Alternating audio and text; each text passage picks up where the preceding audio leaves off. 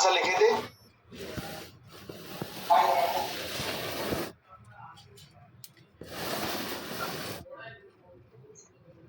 Answer लिखे थे क्या आज?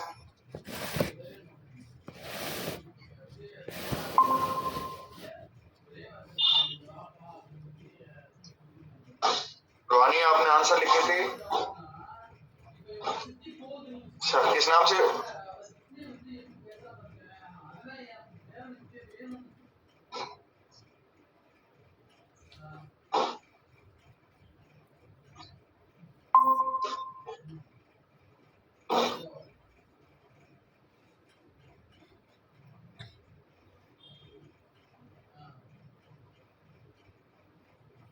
अच्छा, ओके ओके, समझ गया। ठीक है, अभी चेक करके सारी कॉपियां मिल जाएंगी। आज बहुत सारे लोगों ने बहुत ज्यादा आंसर लिखे हैं पॉलिटी के, तो लिखो, क्योंकि पॉलिटी में मैं समझ गया कि आंसर किसी के अच्छे नहीं है। मतलब ये थोड़ा सा फैक्ट है लेकिन सही है। इसका सबसे बड़ा कारण है कि पॉलिटी जो है समझ में नहीं आई किसी को कि पॉलिटी लिखनी कैसे है। ठीक है, पॉलिटी और सोशोलॉजी जो पहले पेपर 2 आइडल होता था, अब मुझे लगता है पेपर थर्ड होता था, अब पेपर 2 ना हो जाए, क्योंकि पेपर 2 किसी से बन नहीं रहा है। अब पॉलिटी में पहले भी एवरेज थे, अभी भी एवरेज ही है, एवरेज से बिलो ही रहते हैं। सोशियोलॉजी में भी अच्छा स्कोर नहीं जा रहा किसी का। हाँ, गुड इवनिंग काजल। ये कॉन्सेप्चुअल सब्जेक्ट है दोनों, तो हम इसीलिए ग्रुप में आपको इंफॉर्मेशन दी गई है कि पॉलिटी की 5 यूनिट जो है मैं करवाऊंगा सब्जेक्ट वाइज, जो होती है ना प्रॉपर जो क्लासें होती हैं। हाँ, पॉलिटी में नहीं बनता बंदे भी, उसका कारण है कि पॉलिटी जो है सही से पढ़ी और समझाई नहीं गई है, जो मैं भी देखता हूँ। हाँ, पॉलिटी अरे काजल इसलिए नहीं समझ में आती है ना कि वो पढ़ी नहीं गई है अच्छे से या पढ़ाई नहीं गई है अच्छे से। ठीक है, लेकिन टेंशन मत लो, किसी को चिंता की कोई बात नहीं है। मैं आपको पॉलिटी पढ़ाऊंगा और जल्दी जो पवन सर है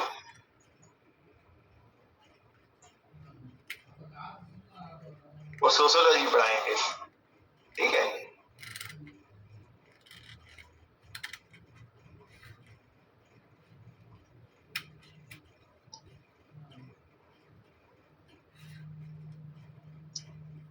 तो किसी को भी किसी भी प्रकार की घबराने की जरूरत नहीं है। ठीक है, सारे सब्जेक्ट हो जाएंगे, हमें किसी भी प्रकार की कोई चिंता करने की जरूरत नहीं।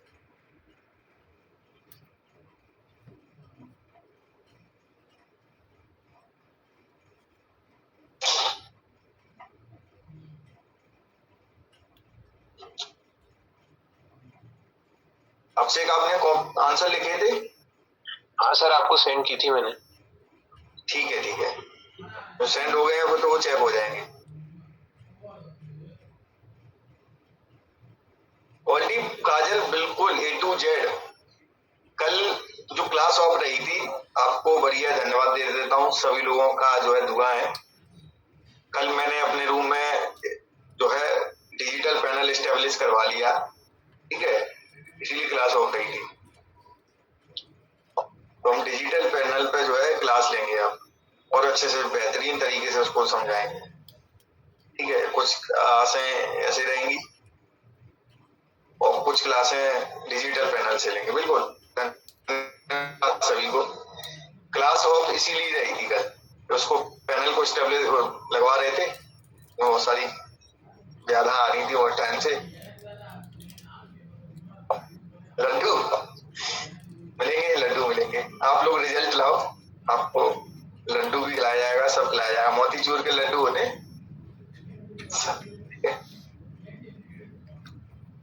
आप लोग मेंस दो अच्छे से, प्री दो, मेंस दो और मेंस लगा दो।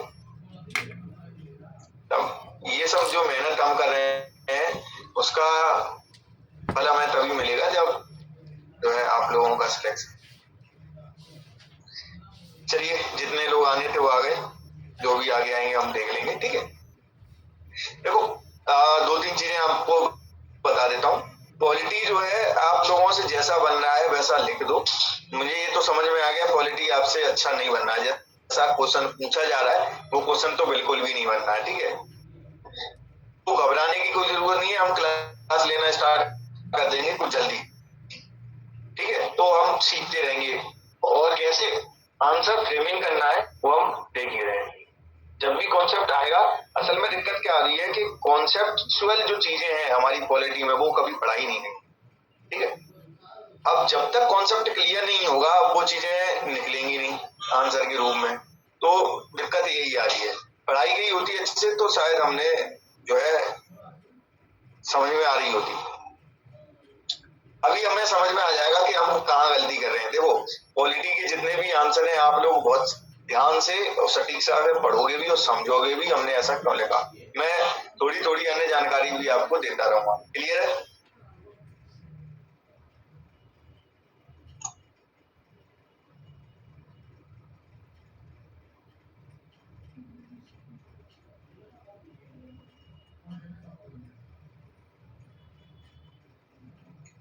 चलो पहला आंसर एक है अपना। अब है शंकरी प्रसाद मामला। क्या है हमारा? शंकरी प्रसाद मामला। अब कारण या उद्देश्य हमने बताया भाई ये लाया क्यों गया था। हम पहले बताएंगे कि लाया क्यों गया था। तो क्या था? प्रथम संशोधन को चुनौती देने लाया गया था। देखो जो भी निर्णय हुआ वो बाद की बात है, पहले तो हम ये बताने की कोशिश करेंगे ना किसी भी बाद में या कोई केस आ गया, लैंडमार्क की केस है ये, ठीक है। तो भाई आया क्यों? तो पहला संविधान संशोधन हुआ था, उसको चुनौती दी गई थी इसमें। देखो पहला संविधान संशोधन क्यों हुआ था? चंपाकम दोहराइजन का एक केस हुआ। चंपाकम दोहराइजन के केस में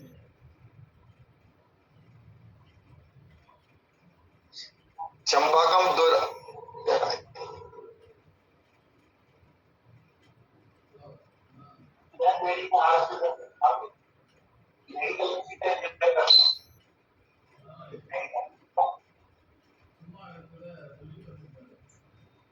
चलिए हाँ चंपाकम दोहराइजन का केस हम देख रहे थे।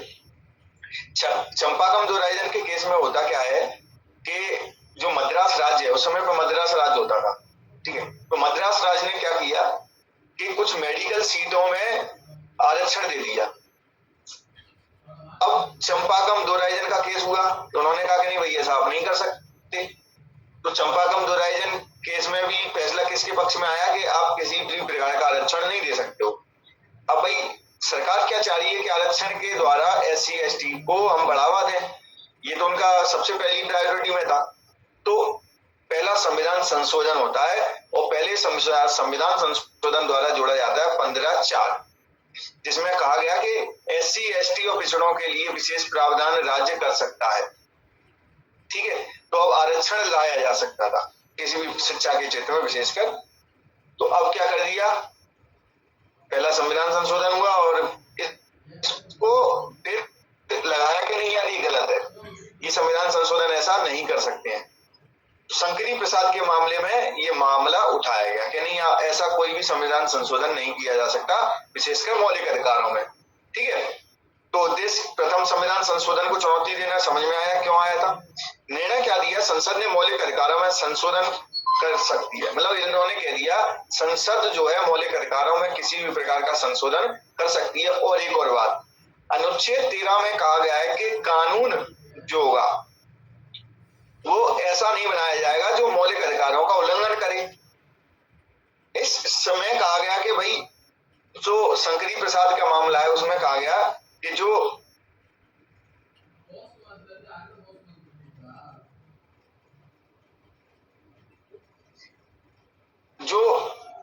कानून शब्द है, कानून शब्द में क्या नहीं है, संविधान संशोधन नहीं आता। तो संविधान संशोधन अगर कानून शब्द के अंतर्गत नहीं आता है तो वो मौलिक अधिकारों का उल्लंघन कर सकता है। समझ में आया? किसको समझ में आया? ठीक है, समझ में आया कि भाई शंकरी प्रसाद क्यों आया। पहला संविधान संशोधन कर दिया, पहले संविधान संशोधन में क्या कर दिया कि 15(4) जोड़ दिया, उसमें क्या कह दिया SC ST और पिछड़ों के लिए विशेष प्रावधान किए जा सकते हैं।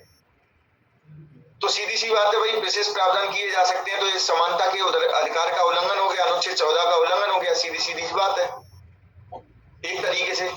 फिर क्या कहा सुप्रीम कोर्ट ने कि भैया ऐसा है कि संविधान संशोधन द्वारा मौलिक अधिकारों में कोई भी परिवर्तन किया जा सकता है, घटाया जा सकता है, नष्ट किया जा सकता है, कुछ भी किया जा सकता है।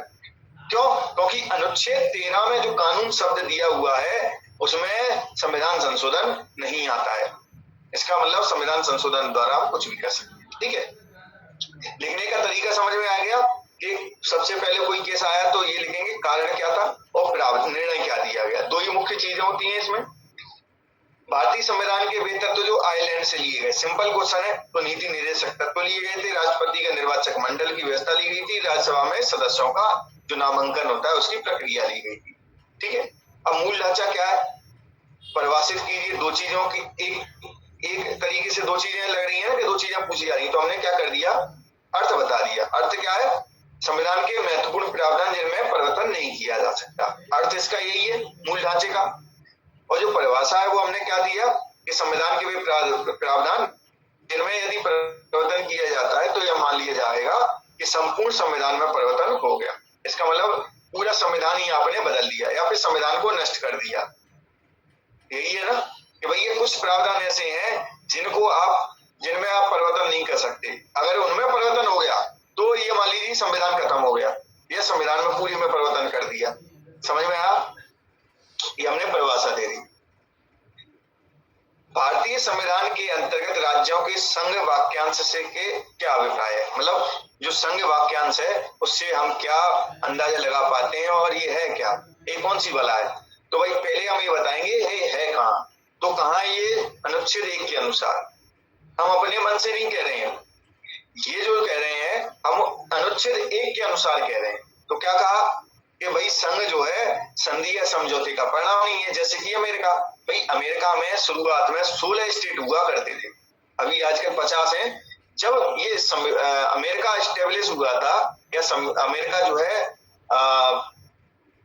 राज्य बना, तब इसमें 16 राज्य थे जिन्होंने ट्रीटी की आपस में कि नहीं यार हम एक बनाते हैं देश। जो ईस्टर्न अमेरिका है, टेक्सास उस समय का सबसे ज्यादा बड़ा राज्य था। ठीक है, जो टेक्सास जो है दक्षिणी अमेरिका में आता है। तो ईस्टर्न अमेरिका के जितने भी देश थे उसमें फ्रांस की कॉलोनियां थी ऊपर और ब्रिटेन की कॉलोनियां थी नीचे जो आजाद हो गई थी। उन्होंने कहा कि नहीं हम तो क्या करेंगे, और कॉलोनियां थी पूरी अमेरिका, जैसे इंडिया में कॉलोनी, एशिया में कॉलोनी थी, वैसे ही अमेरिका में भी कॉलोनी थी। उन्होंने कहा कि नहीं हम तो क्या करेंगे समझौता करते हैं और एक देश बनाते हैं। समझौता किया सबने, ठीक है, फिर उसमें धीरे धीरे और कॉलोनियां जुड़ती चली गई तो पूरा देश बन गया। आज उसमें हम देखते हैं 50 स्टेट हैं। तो ऐसा कोई स्टेट तो नहीं है कि हमारे यहाँ 28 जो राज्य उन्होंने समझौता किया हुआ नहीं है। ठीक है, और राज्यों को संघ से अलग होने का अधिकार नहीं है। मतलब ऐसा नहीं है राज्य कहें कि नहीं हमारा तो संघ है तो हम अलग हो जाए, नहीं, अलग भी नहीं हो सकते। ठीक है, भारतीय संविधान लचीला है कैसे? तो कैसे लचीला है भाई? एक ही बात है कि अगर इसमें साधारण बहुमत से परिवर्तन हो रहा है तो लचीला है, और विशेष बहुमत से परिवर्तन हो रहा है तो कठोर है। तो हमने क्या कह दिया, इसमें संशोधन साधारण बहुमत, सदन में 50% से अधिक मत मिल जाए तो संशोधन हो सकता है। जैसे कि कौन कौन से प्रावधान है, नए राज्यों का प्रवेश होता है, नागरिकता संबंधी है, किसी वेतन वगैरह है सुप्रीम कोर्ट के हो या संसद सदस्यों के, सबके वेतन वगैरह हो, वो साधारण बहुमत से हो जाता है। तो हमने क्या दिया, लचीला है। लचीला क्यों कहते हैं भाई, समझ में आया? क्लियर है? और कठोर आ गया तो हम कह देंगे विशेष बहुमत से होता है। और विशेष बहुमत में भी दो प्रकार के विशेष बहुमत, एक तो साधारण विशेष बहुमत और प्लस 50% राज्यों की भागीदारी। ठीक है, अब संविधानवाद क्या है, मैं आपसे क्वेश्चन पूछना चाहूंगा, आपको कितनी जो है थोड़ी समझ है। क्या किसी देश में संविधान है और वहां संविधानवाद हो सकता है या नहीं हो सकता है? मतलब मान लीजिए भारत में संविधान है लेकिन संविधानवाद नहीं है, तो क्या हो सकता है ऐसा?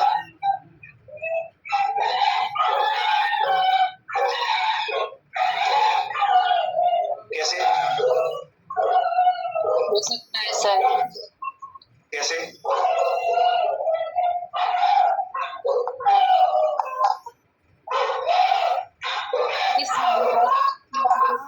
नीतियों मतलब नियमों पर आधारित होता है, तो जरूरी नहीं है कि हाँ सही बता रहे हो। देखो किसी देश में संविधान है तो ये आवश्यक ही नहीं है कि संविधानवाद भी हो। मान लीजिए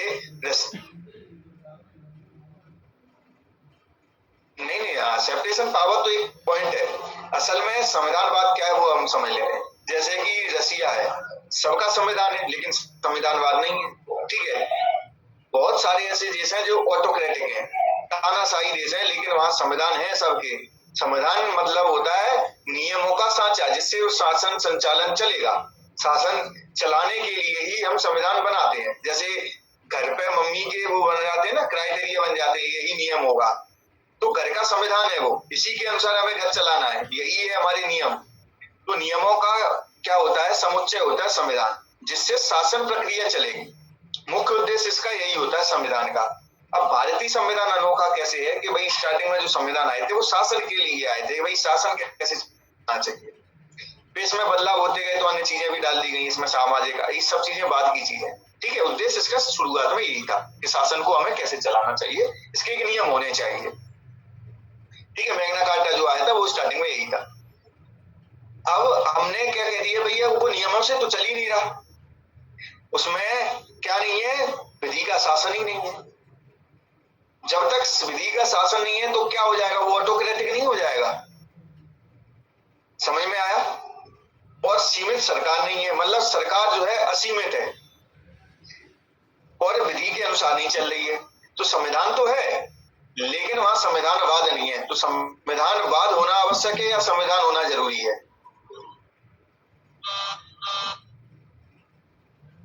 अब बताइए, संविधानवाद आवश्यक होता है या संविधान?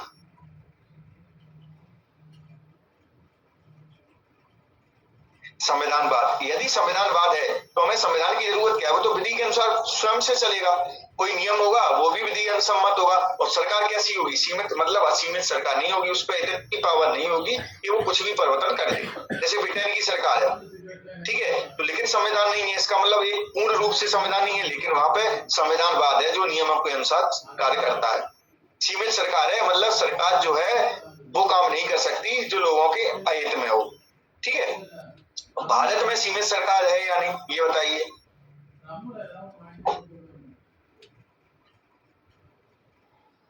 भारत में कैसे है, अजय बताएं आप।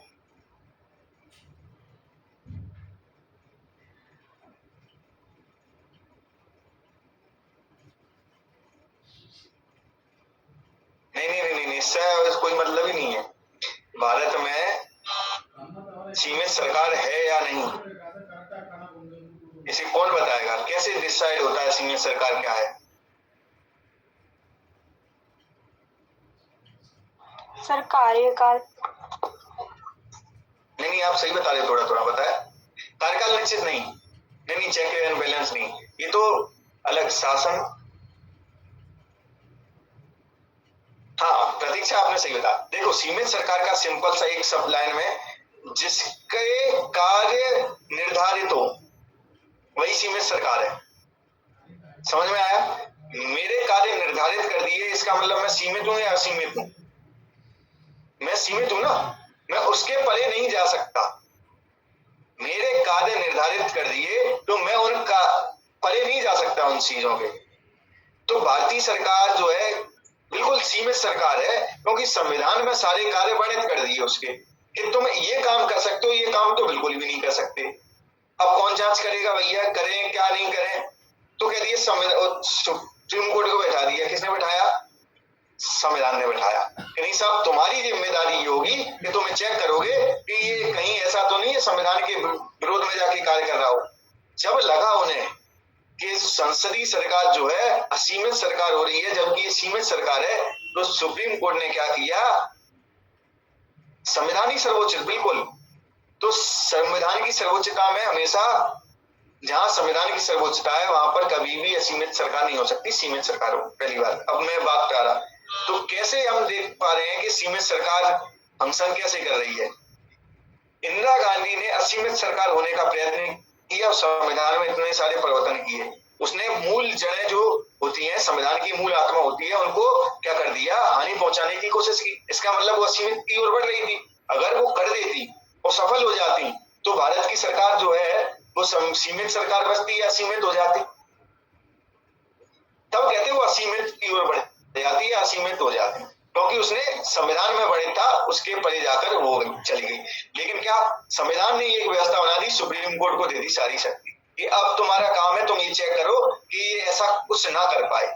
तो जैसे ही कार्य किया उन्होंने मूल ढांचा दे दिया, नहीं तुम जा ही नहीं सकते, तुम तो सीमित हो।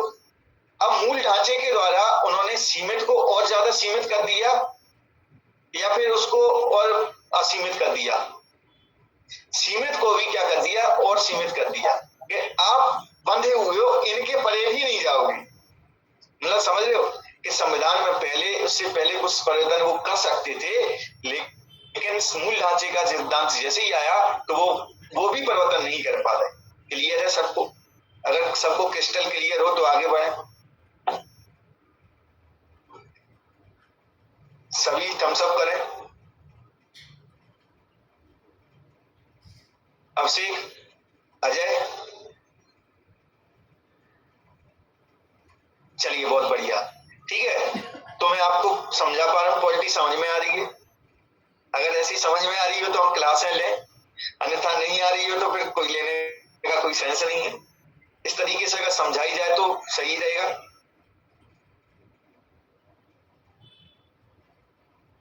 चलिए, अब 1935 के अधिनियम से लिए गए प्रावधान। 1935 के अधिनियम से मुख्यतः प्रावधान जो है 250 से अधिक लिए गए थे। 250 से अधिक अनुच्छेदों में उसका प्रभाव था या डायरेक्ट लिए गए थे। तो कौन से प्रशासन, वो सारे जो अनुच्छेद थे वो प्रशासन से संबंधित थे, ठीक है। तो अधिकांश प्रशासन संबंधी प्रावधान ही हमने 1935 से लिए गए। यूपीएससी, 3 सूचियां, राज्यपाल, संघीय तंत्र, कार्यकाल, ये न्यायपाल का सब प्रशासन के भाग है। ये सब किससे लिए गए थे? 1935 के संविधान संशोधन से लिए गए। और अन्य में क्या किया हमने, अन्य यहाँ पर क्लियर नहीं आ रहा है। आपातकालीन उपबंध भी हमने कहां से लिए? 1935 के संविधान अधिनियम में थे आपातकाल के। राज्यपाल को और जो गवर्नर जनरल होते थे, और गवर्नर जो होते थे, पहले राज्यपाल नहीं बोलते थे, गवर्नर बोलते थे, governor of India, governor general बोलते थे। तो दोनों को शक्तियां दी गई थी कि अगर ऐसी स्थिति बनती है कि शासन जो है गवर्नर जनरल के हाथ से चले तो गवर्नर जनरल ऐसा कर सकता था, ठीक है। ऐसे ही गवर्नरों को शक्तियां दी गई थी राज्यों में। तो ये भी उपबंध जो है हमने 1935 के संविधान से लिया गया, अधिनियम से लिया। अब है पंडित जवाहरलाल नेहरू समितियों के अध्यक्ष थे। कौन कौन सी समितियों? तो ऐसा जब भी क्वेश्चन आ जाए तो उसमें कुछ हमने समितियां बड़ी और छोटी में बांट रखी है। पॉलिटी अगर आपको पढ़ना है, सभी लोगों को मैं टेलीग्राम ग्रुप में जो मैग्नस की जो पॉलिटी की बुक है, बुकलेट है, वो मैंने बनाई है, ठीक है। आप पॉलिटी की यूनिट 1 जब भी पढ़ोगे आपके सारे कॉन्सेप्ट, सारी चीजें उसमें क्लियर हो जाएंगी पहले पढ़ते ही। और जो समझ में नहीं आएगा वो उसको हम समझा देंगे। मतलब बहुत बेहतरीन तरीके से वो मैंने बनाई है, ठीक है। प्रतीक्षा आपने पढ़ी है वो? देखिए, किसने देखी है वो? हाँ, तो उसमें समझ में आता है सारी चीजें। उससे बेहतरीन मेरे ध्यान से मार्केट में कोई किताब नहीं है। ये मेरा अच्छा, हाँ, उसको पढ़ना, उसमें सारी डायमेंशन है, ठीक है। बड़ी समितियां और या मुख्य समितियां जो होती थी, संघ शक्ति समिति थी, संघ संविधान समिति थी और राज्य समिति थी। ये छोटी और गौण समितियां कौन सी थी? संविधान के मसौदे के लिए जांच करने के लिए एक समिति बनाई गई थी। भैया प्रारूप तो बना दे रहे हैं ये प्रारूप समिति, लेकिन उस प्रारूप को भी जांच करने के लिए एक समिति बनाई गई थी। उसके भी अध्यक्ष कौन थे? पंडित जवाहरलाल नेहरू थे। तो हमने दोनों तरह की समितियों का क्या कर दिया? उल्लेख कर दिया। हमें क्या करना है? आंसर हमेशा होलिस्टिक लिखने की कोशिश करनी है कि यार हमसे जो है कोई भी डायमेंशन छूटे ना। क्लियर है? अब नारी बंधन अधिनियम 126 संविधान संशोधन हेतु 128वें संशोधन बिल का नाम था। जो नारी बंधन अधिनियम था, तो जो बिल लाए गए थे संशोधन बिल, उस बिल को नाम दिया गया था इन्होंने नारी बंधन अधिनियम, ठीक है। संविधान संशोधन को नाम नहीं दे रहे हैं, उस बिल को नाम दिया उन्होंने। समझ में आया? 126 संविधान संशोधन हेतु 128वें संशोधन बिल का क्या नाम? ये हमने क्लियर किया पहली लाइन में, ठीक है। संशोधन तो वो संविधान संशोधन ही है, ठीक है। प्रावधान क्या आते इसमें? लोकसभा व विधानसभा में 1/3 सीटें महिलाओं हेतु। अब इसमें कुछ संविधान में परिवर्तन भी की गई, या परिवर्तन मतलब कुछ जोड़ा गया, तो ऐसे ये अनुच्छेद जरूर लिखोगे आप। अनुच्छेद 330 का क्या कहता है कि लोकसभा में, 332 ये तो विधानसभा में, और 334 क्या कहता है कि 15 वर्ष के लिए। ठीक है, क्लियर है यहाँ तक कि किस तरीके से लिखना चाहिए। अब संविधान संशोधन में राज्यों की भूमिका क्या है, तो भूमिका पूछिए ना, तो भूमिका में हम क्या लिखेंगे, सीमित है या असीमित है? बहुत ही सीमित भूमिका है। अब वो सीमित है तो स्पष्ट दिया हुआ है अनुच्छेद 368 में कि किन मामलों में जो है, किन मामलों में जो है राज्य क्या करेगा, संविधान संशोधन में भागीदार होगा। तो संघीय संविधान जो संघीय व्यवस्था है ना, उससे संबंधित जितने भी प्रावधान है उसमें राज्यों की परमिशन लगती है। ठीक है, आधे राज्य जब तक मंजूरी नहीं दे देंगे तब तक जो है संविधान संशोधन नहीं होगा। तो बताए, और तीनों अनुसूचियां हैं वो भी संघीय प्रावधानों से जुड़ी हुई हैं।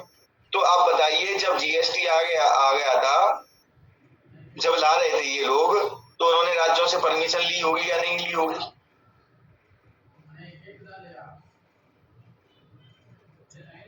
बिल्कुल ली। क्यों? बस तीनों अनुसूचियों में परिवर्तन हुए। ठीक है, और साथ ही साथ में क्या है, संघीय संविधान से संबंधित है ये। ठीक है, संघीय प्रावधानों से संबंधित था। ठीक है, और कुछ प्रावधान भी है, जैसे अनुच्छेद 53 है, 54 है, राष्ट्रपति के संबंध में, सुप्रीम कोर्ट के संबंध में, हाई कोर्ट के संबंध में, और कार्यपालिका के विस्तार के संबंध में। ये सब प्रावधान भी हैं जिनमें जो है राज्यों की मंजूरी आवश्यक होती है। ठीक है, अब भारतीय संविधान की प्रस्तावना में मूल तत्व, इसमें मान्यता थी कि मूल तत्व थे। देखिए, दोनों समझा देता हूं। मूल तत्व क्या है भैया, संविधान के उद्देश्य बताए गए हैं, राज्य की प्रकृति बताई गई है, संप्रभु, समाजवादी, धर्मनिरपेक्ष, लोकतांत्रिक, गणराज्य, शक्ति स्रोत बताया गया है। ठीक है, भारतीय जनता है। अब देखो, इसमें शक्ति स्रोत जब भी आ जाए, आपसे पूछा जाए कि सर्वोच्च कौन, कौन बताएगा सर्वोच्च कौन? बिल्कुल पब्लिक। संविधान कह रहा है कि मेरी शक्ति का स्रोत कौन है, जनता। जनता कह रही है हमारी शक्ति का स्रोत कौन है, संविधान। लेकिन संविधान स्वतः ये कह रहा है कि ये जो संविधान है वो भारत के लोग बना रहे हैं। इसका मतलब सर्वोच्च हमेशा भारत के लोग हैं, और भारत के लोगों ने अपनी शक्ति या फिर चलाने का जो ढंग है वो किसको दे दिया है, वो दे दिया है संविधान को। संविधान ने किसको शक्ति दे दी है, विधायिका को। ठीक है, और विधायिका किसके अनुसार कार्य करेगी, संविधान के अनुसार। और संविधान किसके लिए जवाबदेह है, भारतीय जनता के अनुसार। तो क्रोनोलॉजी समझ रहे हो कैसे गुथे हुए एक दूसरे से, समझ में आया? ठीक है, चलो। अब इसमें अगर मान्यता आ जाए ना, कोई इसमें दिया हुआ था मान्यता, मान्यता में आप लिख दो स्वतंत्रता, 5 प्रकार की स्वतंत्रता, न्याय, ठीक है, समानता, ये सब मान्यताएं उसकी। ठीक है, राज्य का रूप, संप्रभु, समाजवादी, धर्मनिरपेक्ष, ये मान्यताएं। तो 3 मान्यता लिख देते, न्याय, समानता, स्वतंत्रता, ये सब उसकी मान्यताएं। ठीक है, मान्यता मतलब वो किन उद्देश्यों को प्राप्त करना चाहता है। ठीक है, न्याय को प्राप्त करना चाहता है, समानता को प्राप्त करना चाहता है। ठीक है, ये उसकी मान्यताएं। भाई इन्हीं को हमें, ठीक है, इन्हीं को हमें प्राप्त करना है।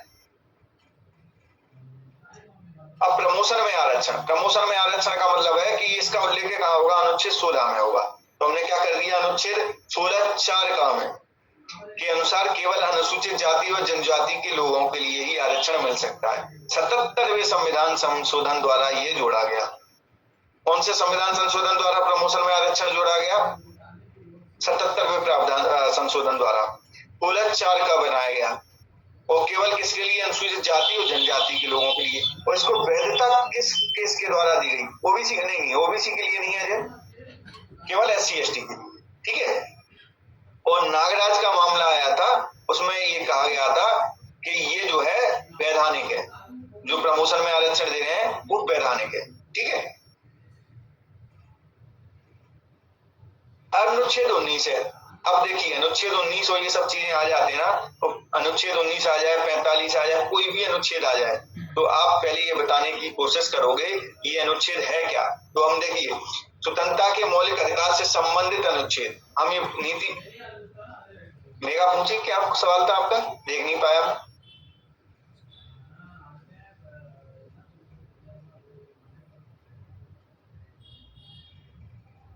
हाँ, अरे केस नहीं लिखो तब भी चलेगा, वो तो हमने और अच्छे से बताने के लिए संविधान संशोधन लिख सकते हैं ना, 77वें संविधान संशोधन द्वारा ये प्रावधान जोड़ा गया, ये जरूर लिख देना। ठीक है, मैं यहाँ पे लिखना भूल गया हूँ इसलिए बता देता हूँ। अब अनुच्छेद, अब उसमें फिर एक और जोड़ा गया था 85वीं संविधान संशोधन द्वारा कहा गया कि परिणामी वरिष्ठता को ध्यान में रखा जाएगा। ठीक है, अनुच्छेद 19 क्या है, स्वतंत्रता के मौलिक अधिकार से संबंधित अनुच्छेद। जैसे आपको मैं अनुच्छेद दे रहा हूँ, कोई भी मान लीजिए 40 दे रहा हूँ, अनुच्छेद 40, तो आपकी पहली लाइन क्या होगी, नीति निर्देशक तत्वों के अंतर्गत अनुच्छेद। हम पहली लाइन में बताने की कोशिश करेंगे ये है क्या। ठीक है, उसके बाद ही लिखेंगे कि इसमें प्रावधान क्या था। तो प्रावधान क्या है, 6 प्रकार की स्वतंत्रता एवं उन पर निर्बंधन के आधार बढ़े। अनुच्छेद 19 में स्वतंत्रता ही नहीं दी गई है, उन पर निर्बंधन किन किन आधारों पर लगाया जा सकता है, किन किन आधारों पर उन स्वतंत्रताओं पर रोक लगाई जा सकती है, वो सब प्रावधान इसमें दिए हुए हैं। तो हमने क्या कहा, स्वतंत्रता भी दी गई है और उनमें निर्बंधन के आधार भी दिए हैं। कोई दिक्कत नहीं है प्रतीक्षा, हम यही तो सीख रहे हैं कि कैसे लिख सकते हैं। ये बेस्ट मॉडल है, लेकिन इससे भी बेस्ट आप लिखोगे। ठीक है, जो हम लिख रहे हैं वो ऐसा तो नहीं है कि भगवत प्राप्ति हुई हो हमें, तथास्तु बेटा आज से तुम सब बढ़िया ही करोगे, ऐसा नहीं है। हमने भी बहुत गंदा लिखा, बहुत ज्यादा, मतलब मैं तो अपने देखता हूँ सोचता हूँ कि मैं कितना गंदा लिखता था, मुझे समझ में नहीं आता था मैं कैसे लिख रहा हूँ, ऊंचा कुछ जा रहा लिख कुछ रहा हूँ, लेकिन आज परफेक्शन है। आज वो चीजें आ गई हैं कि जो पूछा जाए वो हम अच्छे से लिख देते हैं। बिल्कुल, परिचय प्रावधान विशेष, यही फॉर्मेट रखो, यही फॉर्मेट है। प्रावधान क्या है, 6 प्रकार की स्वतंत्रता दी गई है, तो स्वतंत्रता को हम डिटेल थोड़ी करेंगे, हम भाई एक एक शब्द में समझा दिया। आप ये देखिए, विचरण, संघ बनाने की, बसने की, अभिव्यक्ति की, कारोबार की, सम्मेलन करने की, बढ़िया सटीक, इससे सटीक हो सकता था कुछ। हमने 6 लाइन 6 शब्द में 6 प्रकार की स्वतंत्रता बता दी, यही उसका मूल है। ठीक है, तो डायमेंशन कितने दे दिए, ये डायमेंशन ही हमें क्या करेंगे, हमें नंबर एज दिलवाएंगे। ठीक है, अब है परमादेश रेट। तो परमादेश कोई भी रेट आए तो पहले उसका अर्थ बताएंगे। अर्थ क्या है, समादेश या हम आदेश देते हैं। देखिए चलिए, अब आपसे पूछता हूं आदेश और समादेश में क्या अंतर है, मतलब इस रेट में जो समादेश शब्द यूज हुआ है वो क्यों हुआ है, कौन बताएगा। हम पॉलिटिक भी पढ़ते चल रहे हैं सीधे सीधे साथ साथ में।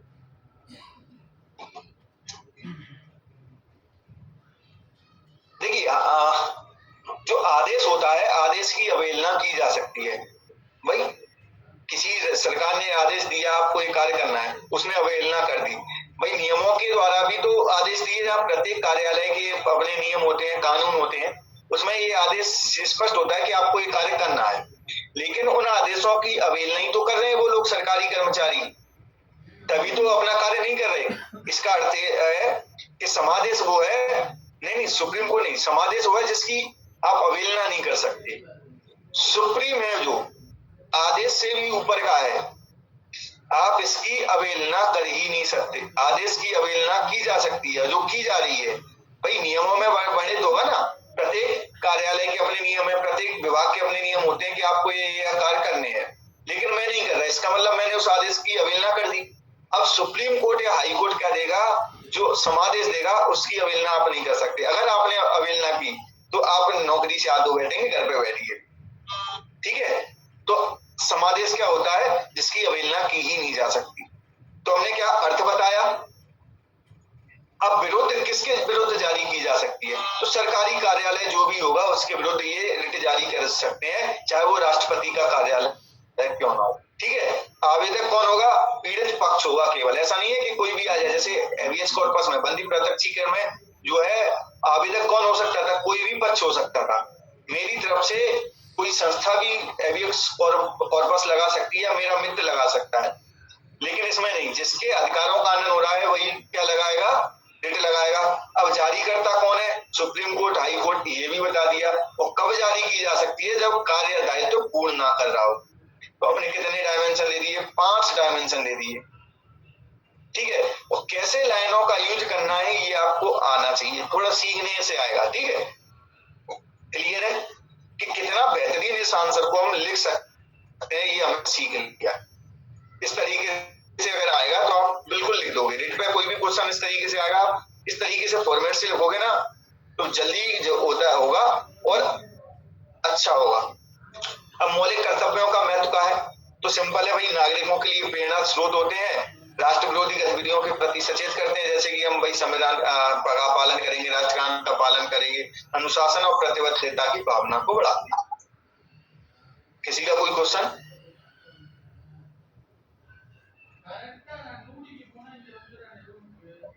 किसी का कोई क्वेश्चन? चलिए,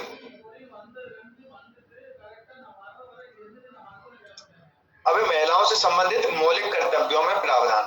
महिलाओं से संबंधित मौलिक कर्तव्यों में प्रावधान, अगर आपने मौलिक कर्तव्य अच्छे से पढ़े होंगे तो उसमें दिया हुआ है 51 ई में, मतलब 51 ए ई में कि महिलाओं के सम्मान के विरुद्ध प्रचलित कुप्रथाओं का त्याग करेंगे। यही लाइन है, तो यही तो है कि भाई हम जो है, हमारा कर्तव्य है कि ऐसी कोई प्रथा ना चलाएं जो महिलाओं के सम्मान के विरुद्ध हो। जैसे सती प्रथा है, देवदासी प्रथा है, भ्रूण हत्या है, इन सब का क्या करेंगे? हम इनका विरोध करेंगे और इनको नष्ट करेंगे, ठीक है। अब अनुच्छेद 45, वही मैंने अनुच्छेद 19 में बताया।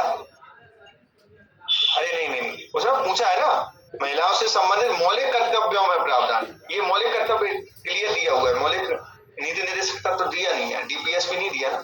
चलिए, अनुच्छेद 45 क्या है? नीति निर्देशक तत्वों से संबंधित अनुच्छेद। पहली बता दिया, तो कोई भी अनुच्छेद आए हम ये बताएंगे भाई है क्या। तो उसके प्रावधान लिख दिए, 0 से 6 वर्ष तक की आयु के बालकों की देखभाल का दायित्व किसका है? राज्य का है। अब लागू करने प्रयास क्या किए? आंगनवाड़ी है, सर्व शिक्षा अभियान है, ये इसको लागू करने के लिए कुछ प्रयास किए गए सरकार के द्वारा, ठीक है। क्लियर है कि अनुच्छेद कैसे लिखे जाएंगे? कोई भी अनुच्छेद हो, सभी थम्स अप करें।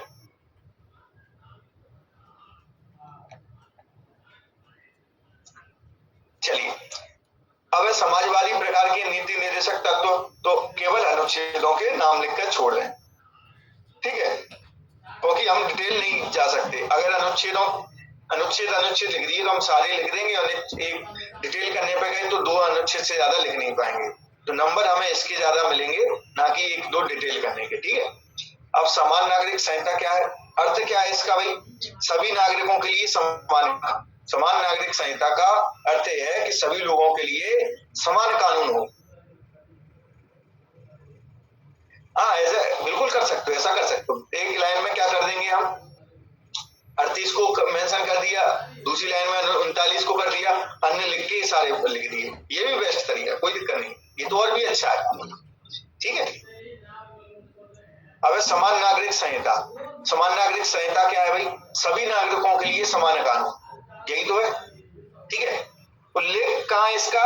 संविधान के अनुच्छेद 44 में। और संबंधित निर्णय कौन कौन से? सावानो केस है, सल्ला मुद्गल केस है, ठीक है। अब है अनुच्छेद 51 किस तरीके से भारतीय विदेशी संबंधों को निर्धारित करता है? तो ये किसने अच्छा लिख लिया था? कौन समझ पाया था इसको?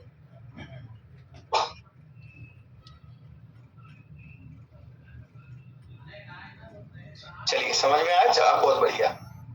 अब है, देखिए कैसे, अच्छा लिखा तो था प्रतीक, कोई दिक्कत नहीं है, यही तो देख रहे हैं। चलो, अंतर्राष्ट्रीय शांति और सुरक्षा को बढ़ावा देकर विदेशी संबंध निर्धारित करता है। इसमें क्लियर लिखा हुआ है कि राज्य जो है अंतर्राष्ट्रीय शांति और सुरक्षा को बढ़ावा देगा, तो इन्हीं के माध्यम से तो है। अब इनको ही माध्यम बनाकर हम क्या करते हैं? पंचशील जैसा समझौता करते हैं, यूएन पर भरोसा जताते हैं और सभी देशों की संप्रभुता का सम्मान करते हैं। तो विदेशी संबंध निर्धारित हो गए हमारे। अगर ये 7 मार्क में आता तो भी कर देते क्या? बताइए, 7 मार्क में आता तब भी इस तरीके से लिख देते क्या?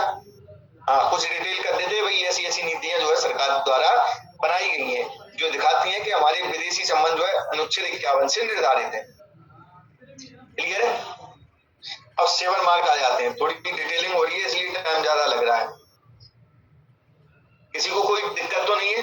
डिटेल चल रहे हैं तो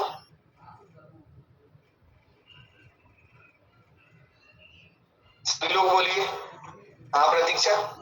नो सर। ठीक है प्रतीक्षा, आप ठीक है, इससे समझ में आ रही है। मुझे लग रहा है कि पॉलिटी जो है अच्छी समझ में आएगी ऐसे थोड़ी सी। अब संविधान सभा के समक्ष, अच्छा लाइब्रेरी में कोई दिक्कत नहीं है, भरपूर नहीं है फिर तो। अब है संविधान के समक्ष संविधान निर्माण के समय कौन सी चुनौतियां विद्यमान थी और उनका समाधान कैसे थे? हाँ पुष्मिता बताइए। सर आर्टिकल 51 में जो आपने बताया था उसे पंचशील के सिद्धांत में का आपने एग्जाम्पल लिया था, अगर उसमें वो बांग्लादेश वाला मुक्ति वाहिनी वाला एग्जाम्पल देती तो गलत होता क्या? मुक्ति वाहिनी क्या है, असल में कोई समझौता नहीं था यहाँ पे, निर्धारित करने की बात की है ना, तो कुछ समझौता किया हो, कहीं विश्वास जताया हो, जैसे कई देश हैं वगैरह जो है कि हम दूसरे देशों पर भरोसा जता रहे हैं।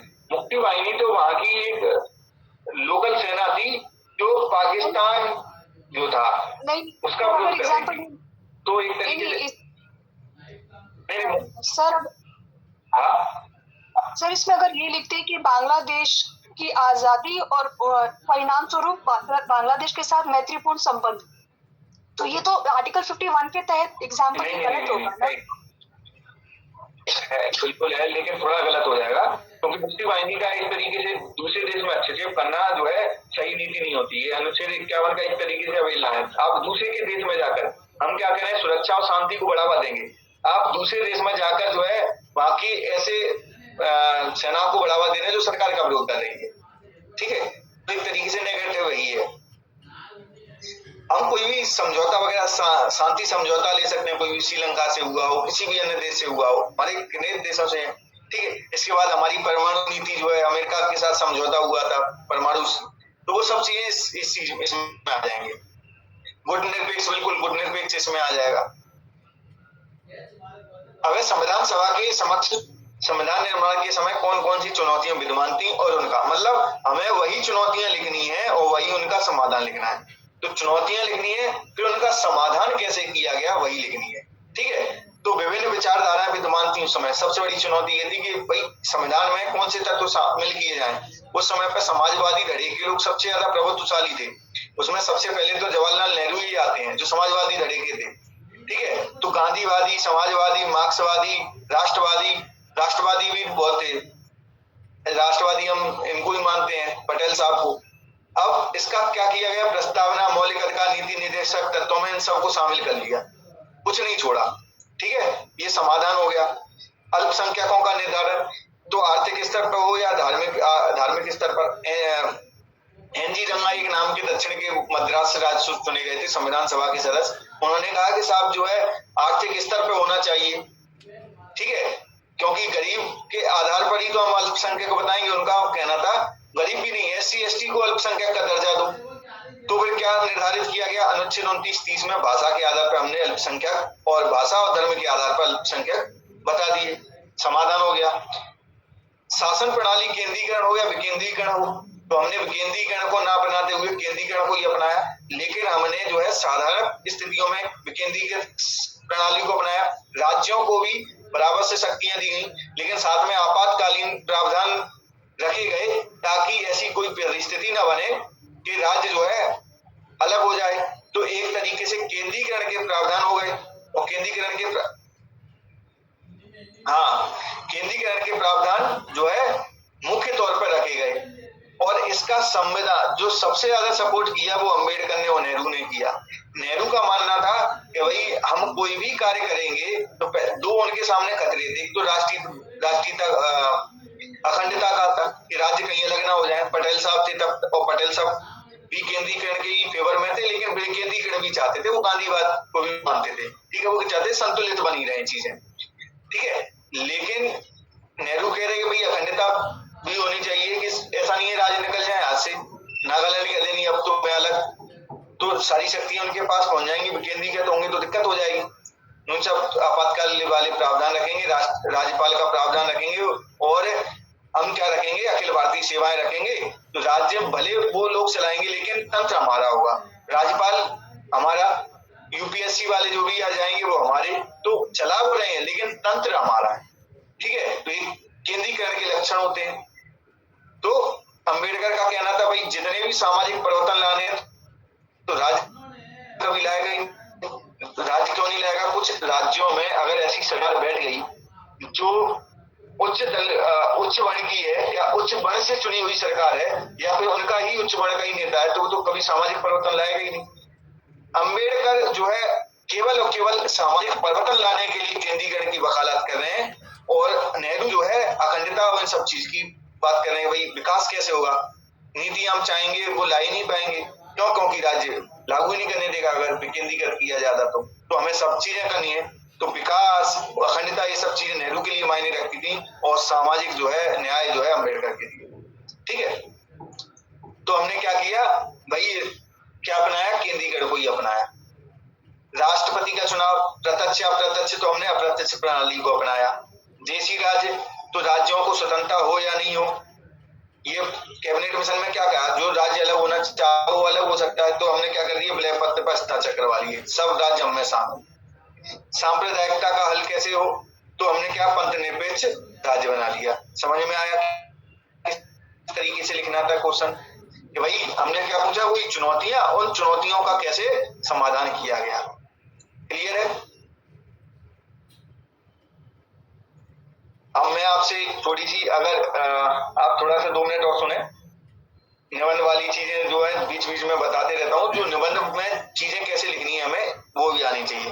अगर सामाजिक न्याय इस तरीके से कोई आ जाता है, या महिलाओं की स्थिति वगैरह पे आ जाता है, घरेलू हिंसा का हमारे पास है ही टॉपिक, तो हम ये बताने की कोशिश करेंगे कि भारत में सबसे ज्यादा जो प्रयत्न किए गए संविधान में जोड़ने के, वो हमने किसने, अंबेडकर के प्रयत्न थे।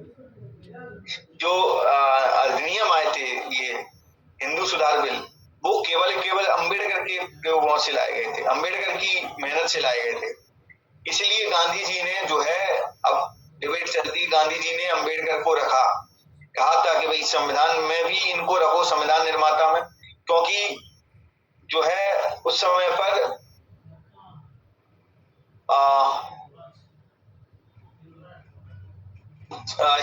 जेनिंग्स को या ऑस्टिन को, जाने जेनिंग्स को हायर कर चुके थे प्रारूप ड्राफ्ट बनाने के लिए भारत में। मतलब अम्बेडकर और ये गए थे पटेल साहब, दोनों साथ में ही कार्य करते थे, इनमें कोई द्वंद्व नहीं है। विचारधारा का अंतर था, काम में 2 व्यक्ति होते हैं, अंतर होता है कि मैं ऐसे करूंगा, मैं ऐसे करूंगा, लेकिन कार्य दोनों साथ में मिलजुल के करते थे। तो ऑस्टिन को, हाँ ऑस्टिन को बिल्कुल ये हायर कर चुके थे, ड्राफ्ट बनाएंगे। गांधी जी ने कहा नहीं, अम्बेडकर को रखो। ठीक है, अम्बेडकर की बदौलत हम आज जो सामाजिक न्याय देख पाते हैं, SC ST हो, महिला हो, ये बहुत बड़ा मजदूर हो, उन सब के लिए कार्य जो है अम्बेडकर ही कर रहे थे। इसलिए अम्बेडकर को तो बहुत ही ज्यादा। और हाँ, एक और बात, अम्बेडकर ना SC के नेता है ना ST के नेता है, अम्बेडकर भारत के नेता हैं जिन्होंने सभी को सामाजिक न्याय दिलाया। ठीक है, और विशेषकर जो आधी आबादी महिलाओं की है, जो अम्बेडकर को भी गाली दे देती है, उसको सोचना चाहिए कि वो गाली भी केवल इसलिए दे पा रही है कि उसको ये अधिकार दिए गए, और अधिकार किसने दिए? संविधान ने दिए। संविधान में ये किसने शक्ति दी? संविधान में किसने प्रावधान जोड़े? अम्बेडकर जी ने। हम भूल ही जाते हैं, जाति इन सब चीजों को छोड़ के व्यक्ति को महत्व दो। चलिए, संविधान निर्माताओं ने शासन प्रणाली के संघीय, अब क्वेश्चन था हमारा, संसदीय स्वरूप को स्वीकार करता है क्यों? तो हमने ये जानने का प्रयत्न करेंगे कि भाई संसदीय स्वरूप को ही क्यों अपनाया गया था उस समय। भाई संविधान निर्माता इससे परिचित थे। पहली बात तो बहुत लंबे समय से हमारे यहाँ संसदीय स्वरूप चल रहा था, अध्यक्षात्मक अमेरिका में था। ठीक है, उत्तरदायित्व होता है उसमें कि मुंशी का हमने कोटेशन लिख दिया, वो अगर आपके पास कोटेशन है और पॉलिटी में आपने कोटेशन लिख दी है तो सोने पर सुहागा है। क्रियान्वयन सरल होता है, निरंकुशतावाद से बचाव हो सकता है, क्योंकि सरकार जो है विधायिका के प्रति जवाबदेह होती है। क्या अमेरिका में विधायिका के प्रति सरकार जवाबदेह होती है? सीनेट के प्रति कोई जवाबदेही है? नहीं होती। ऐसे में तो ऐसा हो जाता है अभी सरकार कुछ भी कर रही है। अब वहां पर क्या है, सुप्रीम कोर्ट सर्वोच्च है, हमारे यहाँ सुप्रीम कोर्ट भी सर्वोच्च नहीं था उस समय पे, तो शक्ति नहीं थी इतनी। शक्ति तो धीरे धीरे आई है। हम एक दिन इसको पढ़ेंगे कि शक्ति किस प्रकार से अर्जित की जाती है और सुप्रीम कोर्ट किस प्रकार से कर रहा है। जब हम क्लास लेंगे तब देखेंगे इसको। निरंकुशतावाद से बचाव, तो सरकार विधायिका के प्रति जवाब देती, और जवाब का विधायिका और कार्यपालिका में सामंजस्य। क्या अमेरिका में हम सामंजस्य देख पाते हैं? नहीं। मंत्रिमंडल अलग कार्य कर रहा होता है, विधायिका अलग कार्य कर रही होती है। चूंकि संसदीय प्रणाली में विधायिका में से ही मंत्री बनते हैं, तो उनमें क्या होती है, सामंजस्य होता है। क्लियर है? यही कारण थे कि हमने क्या स्वीकार किया, संसदीय प्रणाली को स्वीकार किया। समझ में आया? यहां तक क्लियर है? आज क्लास थोड़ी सी लंबी जाने वाली है क्लास, क्योंकि क्वेश्चन बहुत हैं। संविधान में वर्णित आपातकालीन प्रावधान संविधान की मूल आत्मा के विपक्ष में अवलोकन कीजिए। अवलोकन का मतलब है कि आप पक्ष या विपक्ष में तर्क दीजिए। ठीक है? यहाँ पर तो ऐसे कौन से प्रावधान है जो मूल आत्मा के विपक्ष में है? तो पक्ष में तर्क, इसका मतलब इस कोटेशन के पक्ष में हम क्या दे रहे हैं, तर्क दे रहे हैं। ठीक है? तो संघीय प्रभाव को नष्ट करते हैं। संघीय प्रावधान किसमें दिया है? संविधान में दिया। संविधान की मूल आत्मा में संघीय प्रावधान। तो संघीय प्रावधान को ये क्या करते हैं, नष्ट करते हैं, क्योंकि शक्ति केंद्र के पास पहुंच जाती है। ठीक है? राज्यों के पास शक्ति नहीं रहती, तो संघीय प्रभाव नष्ट हो जाता है। राज्यों की शक्ति जो है पूर्णतः केंद्र पर चली जाती है। राष्ट्रपति तानाशाह हो सकता है, बिल्कुल शक्ति, हाँ बिल्कुल, ये भी सही है। आप बता, मौलिक अधिकार अर्थहीन हो जाते हैं, क्योंकि मूल आत्मा में है मौलिक अधिकार। स्वतंत्रता को बाधित करती हैं। आपातकाल में हो जाता है क्या, स्वतंत्रता बाधित हो जाती है। अब विपक्ष में था, जब हमने पक्ष में तर्क बोल लिए, तो मूल्यांकन, समीक्षा, आलोचना जब पॉलिटी में जब भी आए, तो आप पक्ष विपक्ष में, अगर जो पूछा जा रहा है उसके पक्ष में अगर आप 5 पॉइंट लिख रहे हो, तो विपक्ष में 1-2 पॉइंट अवश्य लिखें। पॉलिटी में यही तो खासियत है, आप एक तरफा होके नहीं चल सकते। अगर आप एक तरफा हो गए, इसका मतलब आपने मान लिया कि यही बात सत्य है। समझ में आया पॉलिटी की क्या खासियत है? कि पॉलिटी में पूछा कोटेशन गया है कि भाई आपातकालीन प्रावधान संविधान की मूल आत्मा के विपक्ष में है, हमने उसके पक्ष में तर्क दे दिए। हाँ बिल्कुल, पॉइंट बना के लिखना है। ये क्या किया हमने, पक्ष में तो तर्क दे दिए। अब इसका मतलब हम ये मानते हैं? नहीं, हम नहीं मानते। हमने विपक्ष में भी कहा, क्योंकि अवलोकन दिया गया, समीक्षा दी होती, मूल्यांकन होता। ठीक है? तब ये हम लिखेंगे। विपक्ष में तर्क विशेष परिस्थितियों में ये आवश्यक है, भाई सुरक्षा और स्थिरता प्रदान करता है। अब हमने क्या दे दिया, निष्कर्ष भी दे दिया। तो निष्कर्ष है मस्ट, इसका प्रयोग कम से कम करे, इसे संविधान में बनाए रखना चाहिए। हमने क्या बता दिया, इसकी आवश्यकता पर बल दे दिया। क्यों? क्योंकि अगर आवश्यकता पर बल नहीं देंगे तो फिर हटा देना चाहिए। इसका मतलब आप जो है संविधान में जो प्रावधान दिया गया है उससे मत ही नहीं रखते। नहीं, हम तो मत रखते हैं, होना चाहिए, हम तो ये कह रहे हैं। जिस दिन हट जाएगा उस दिन हम कहेंगे हाँ हटना भी चाहिए। सुप्रीम कोर्ट जब तक साथ दे रही है तब तक हम साथ हैं, संविधान जब तक साथ दे रहा है तब तक हम साथ हैं। ठीक है? समझ में आया कि कैसे हमें निष्कर्ष लिखना होता है पॉलिटी में। सुप्रीम कोर्ट ने कहा कि गलत, तो हम कहेंगे गलत। सुप्रीम कोर्ट ने कहा कि सही, तो सही, उसी दिन हम सही हो जाएंगे। क्लियर है? हमें अपना मत नहीं रख देना है स्वतंत्र रूप से, बिना आधार के, क्योंकि उसके पीछे एक इंस्टीट्यूट खड़ा हुआ है उस आधार पर। हाँ, पॉजिटिव कंक्लूजन देना है। वो पॉजिटिव कंक्लूजन ऐसा होता है जो किसी इंस्टीट्यूट के द्वारा दिया गया हो। भाई संविधान, अब बताइए कि मरने के अधिकार का विरोध कर दे, क्या कहते हैं, सुप्रीम कोर्ट, या फिर मरने के अधिकार का क्या कहते हैं, साथ दे दे, तो हम क्या कहेंगे, होना चाहिए, जरूरी है साथ। लेकिन विरोध कर दे तो हम विरोध हो जाएंगे। क्यों? क्योंकि वो उसके पीछे एक ऐसा इंस्टीट्यूट है जो सर्वोच्च है। समझ में आया? तो किस तरीके से निष्कर्ष देंगे हम, हवा के साथ चलने वाला। ठीक है? पॉलिटी मतलब हवा के साथ चलना है। पॉलिटिशियंस के साथ देखा है, कभी भी हमें अधिकारी बन जाएंगे, आप ये नहीं कहोगे पॉलिटिशियन सर आप गलत, सर आप सही हो। ठीक है? बस इसको ऐसे कर सकते हैं, तो आप सुधार कर सकते हो, उसको गलत नहीं ठहरा सकते। क्लियर है? अधिकारियों की हिम्मत है कार्यपालिका की विधायक के आगे कानून को गलत ठहरा दे? सिंपल सी बात है। क्या विधायिका के कानूनों को गलत ठहरा सकती है कार्यपालिका? यस और नो? नहीं। तो वही है ये, ठीक है, वो केवल सुधारात्मक रूप से लागू करवा सकती है। मूल ढांचा संसदीय प्रणाली का विरोधी है, मूल्यांकन करें। फॉर्मेट समझ में आया? वही फॉर्मेट होगा।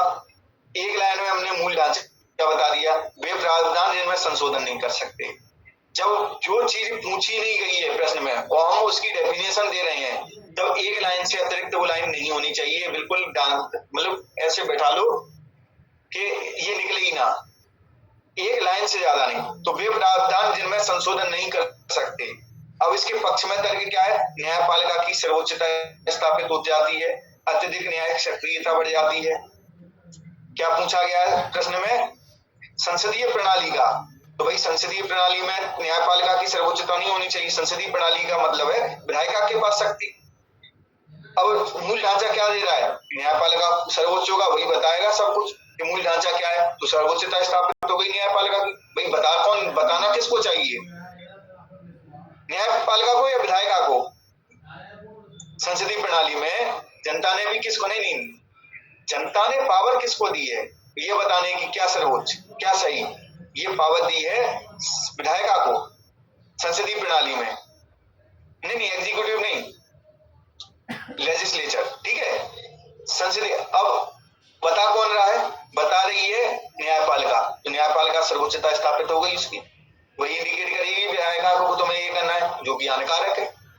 अत्यधिक न्यायिक सक्रियता हो जाती है, इसका मतलब विधायिका कोई भी कार्य करेगी उसमें तुम मतलब ऐसा है कि रोक टोक करोगे, शक्तियों का पृथक्करण का उल्लंघन होता है, वो विधायिका की शक्ति सीमित हो जाती है, बहुत ही ज्यादा सीमित है। जैसे केशवानंद भारती केस में पूरी शक्ति सीमित कर दी, जो संसदीय शक्ति के दो विरोध में है। संसदीय शक्ति देखिए अमेरिका ब्रिटेन में, कौन बताएगा ब्रिटेन में कौन सर्वोच्च है?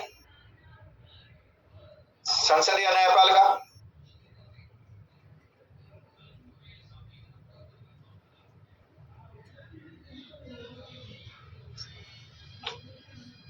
वहां पर कौन है? आप उसमें सर संसद वहाँ पे ना बहुत ज्यादा पावरफुल है। एक कथन भी है कि ब्रिटेन की जो संसद है ना वो सब कुछ कर सकती है सिवाय एक मेल को फीमेल बनाने के। बिल्कुल सही बात है। इसका मतलब वहां पे संसदीय प्रणाली पूर्ण रूप से पालन हो। समझ में आया? हमारे यहाँ संसदीय सत्ता जो है, संसदीय प्रणाली में हमेशा सर्वोच्चता किसकी होती है? शक्ति पूरी किसमें होती है? विधायिका में होती है। भारत में जो है संसदीय प्रणाली, देखो भारत ना तो अध्यक्षतात्मक का पूर्ण रूप है, ना संघीय रूप है पूर्ण रूप। भारत कैसा मिला जुला है, ना संसदीय पूर्ण रूप। अगर संसदीय होता तो सुप्रीम कोर्ट को अधिकार नहीं होते थे। अध्यक्षता में वो सरकार को वो सुप्रीम कोर्ट को शक्ति मिलती है वहां पे ज्यादातर, ठीक है, क्योंकि निरंकुश ना हो जाए। हमारे यहाँ जो है सबका मिला जुला रूप है, ठीक है, इसीलिए कहते हैं कि खिचड़ी है। अब विपक्ष में तर्क क्या दे दिया हमने कि भैया विपक्ष में तर्क क्या है? संविधान को बचाता है ये और न्यायिक समीक्षा को बढ़ावा देता है, इसका सीमित उपयोग संविधान के हित में। मूल ढांचे का जो है सीमित उपयोग होना चाहिए। हाँ स्वाति, किसी को कोई क्वेश्चन? चले अगला क्वेश्चन देखते हैं। मूल ढांचा सिद्धांत न्यायपालिका में सर्वोपरिता को व्यक्त करता है। अब हमें बताना सर्वोपरिता के पक्ष में तर्क देने हैं। न्यायपालिका द्वारा सिद्धांत प्रतिपादित, यही न्यायपालिका द्वारा दिया गया है। न्यायाधीशों का मतानुसार चलता है इसमें। न्यायपालिका इसमें परिवर्तन कर सकती है। इसका कोई निश्चित है या आकार नहीं है, डिसाइड कौन करेगी? आप पूछो प्रतीक्षा।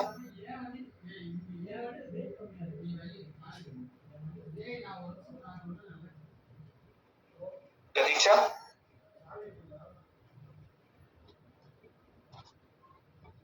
हेलो हाँ बोलिए। सर, ये ऊपर डेफिनेशन में लिखा है ना कि वे प्रावधान जिनमें संशोधन नहीं वे मूल ढांचे में आएंगे। फिर मूल ढांचे में तो मौलिक अधिकार भी आते हैं और मौलिक अधिकारों में संशोधन हो सकता है। लेकिन मूल ढांचे में एक आ गया है कि मूल आत्मा नहीं जाएगी। मौलिक अधिकारों को हटा नहीं सकते।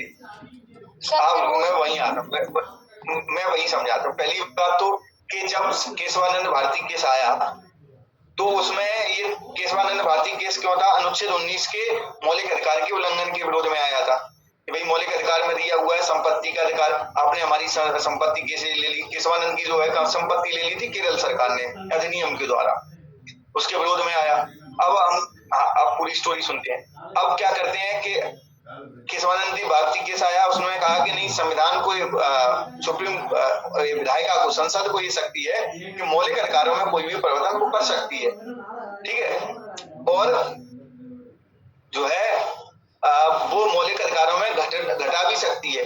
फिर हमने तुरंत क्या कर दिया, अगर केशवानंद भारती केस ना आता तो कभी भी 44वां संविधान संशोधन द्वारा संपत्ति का अधिकार नहीं हटता, ये क्लियर कर लो, क्योंकि वहां पर स्पष्ट कर दिया उसने कि हाँ कर सकते हैं।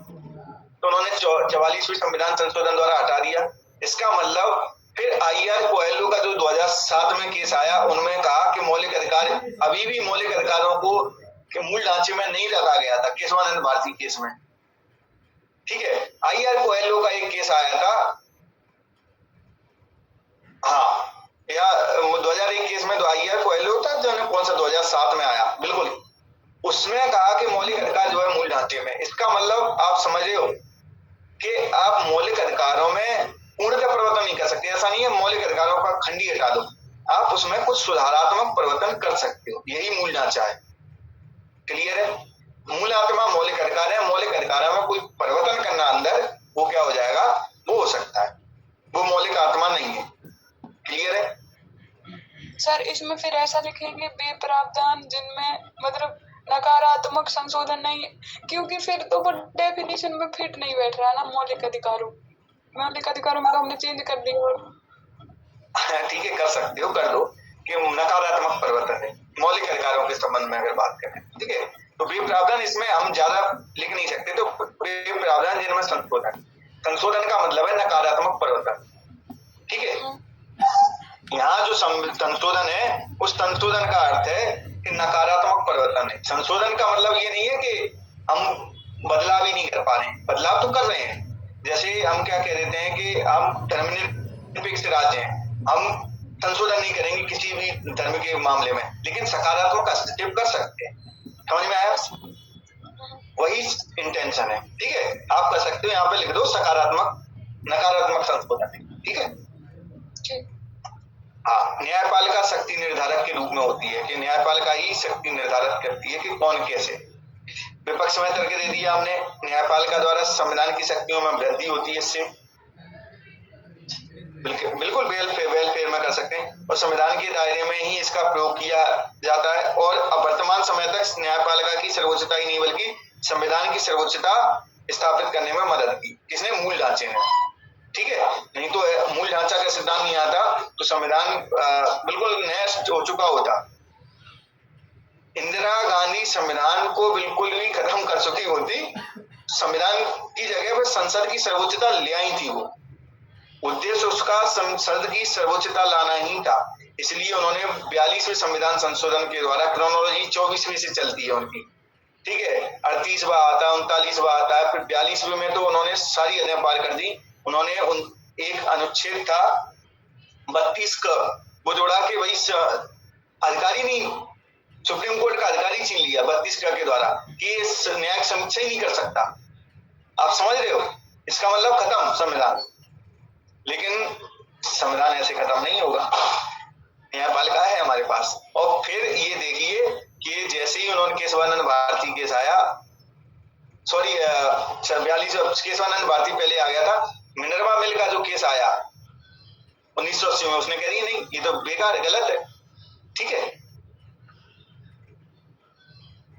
क्लियर है? 44वें संविधान संशोधन द्वारा खैर वो हटा दिए गए थे, लेकिन बहुत सारे प्रावधान जो है 42वें के उन्होंने स्पष्टीकरण दिया था मिनर्वा मिल केस में।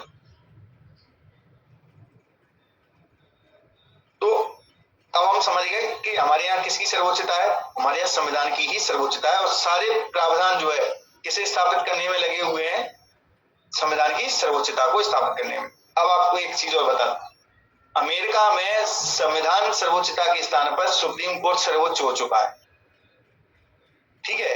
वहां पर सुप्रीम कोर्ट ने अपनी सर्वोच्चता स्थापित कर ली है। भारतीय जो है सुप्रीम कोर्ट भी कई बार प्रयास कर चुका है लेकिन असफल हो जाता है। ये लड़ाई चल रही है, ठीक है। जब हम पढ़ेंगे सुप्रीम कोर्ट तब इसको लड़ाई को प्रतिद्वंदिता को देखेंगे। संविधान संशोधन द्वारा सामाजिक आर्थिक परिवर्तन, तो भाई सामाजिक क्या क्या परिवर्तन लाएगा, आर्थिक क्या क्या परिवर्तन लाएगा, वो संशोधनों के माध्यम से हम समझेंगे। पहला संशोधन 15 जोड़ा SC/ST को विशेष उपबंध दिए गए। 106वां आर्थिक EWS को दी गई, सामाजिक परिवर्तन नहीं हो रहा। 42वें द्वारा 39 का जोड़ा गया, क्या कहा कि जो विधिक सेवा है वो गरीबों को भी मिलेगी। हाँ बिल्कुल सही प्रतीक्षा। 77वां संविधान संशोधन है, उसमें क्या गया, प्रमोशन में आदर्श मिलेगा। तो ये हो गए सामाजिक परिवर्तन वाले। नारी बंधन बिल्कुल ये भी लिख सकते हो। अब तो 5 से 4 मोटे आ पा रहे थे, आप कुछ भी लिख दीजिए जो सामाजिक परिवर्तन के लिए हो। असल में वो सामाजिक नहीं है, वो राजनीतिक ज्यादा है, ठीक है। 106वां संविधान संशोधन जो है, अगर उनको कैटेगराइज करेंगे तो हम जो है राजनीतिक में करेंगे उसको, क्योंकि विधानसभा वगैरह में जो है अधिकार दे रहा है। आर्थिक परिवर्तन कैसे, 44वें संविधान संशोधन द्वारा संपत्ति का अधिकार, 42वें संविधान संशोधन द्वारा कर्मकारों को भूमिका दी गई, किसमें, उद्योगों के प्रबंधन में। 97वां सोसाइटी को मान्यता दी गई। 101वां पूरा का पूरा आर्थिक GST। समझ में आया किस तरीके से डिजाइन करना था इसको।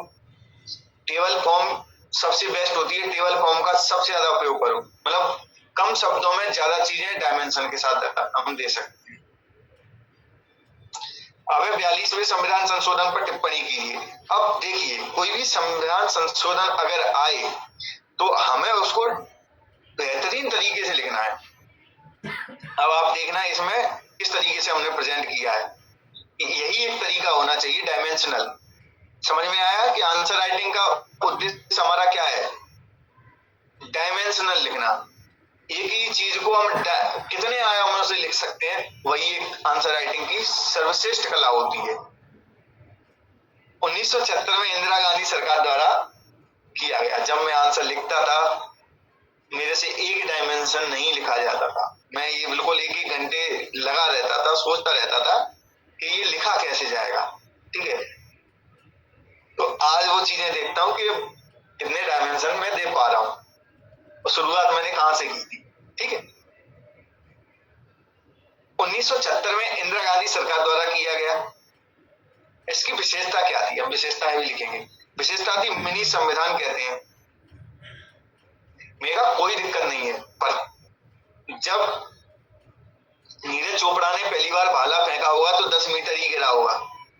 आज वो 80-90 पे पहुंच गए हैं, लगभग 88-89 हो गया उनका, ठीक है। शुरुआत 0 से की जाती है।